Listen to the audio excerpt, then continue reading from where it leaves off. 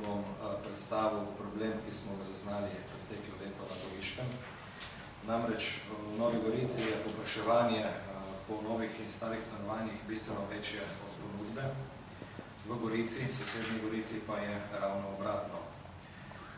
Na problem smo v lokalni skupnosti opozorili lanskega septembra, ko je slovenski investitor, tako rekoč preko meje, če lahko rečem 50 metrov stran, na italijanski strani zgradil stanovanjski blok z 28 stanovanji, katerega so kupile le mlade družine iz naše strani.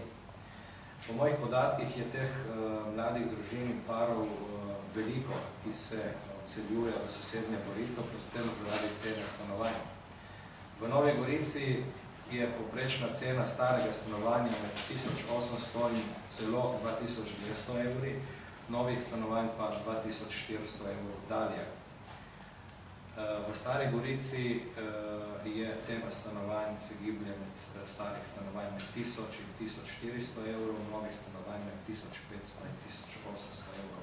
Gre za precejšno razliko in glede na to, da je tudi lansko leto fizično padla meja, se mlade družine odločajo poiskati svoj dom v sosednji Italiji oziroma v sosednji Gorici.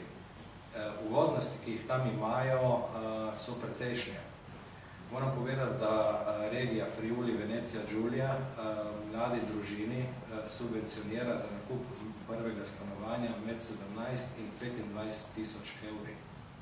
Gre za 10-letno dobo, kjer mlada družina v začetku dobi približno 7000 evrov in kasneje približno 1500 evrov subvencije letno.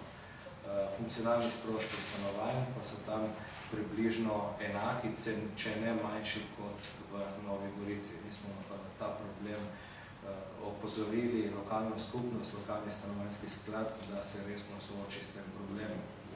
Problem pa je vedno več mladih družin odhaja in temu na nek način rečemo tudi drugi beg možganov iz našega mesta. Prvi se nam seveda dogaja, ko mladi ostajajo in odhajajo v našo prestolnico.